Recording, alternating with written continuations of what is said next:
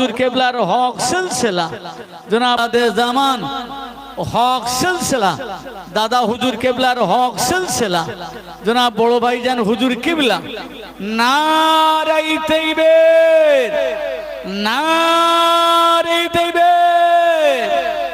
আপনারা কোরআন সুন্নাহ নারে দিবে।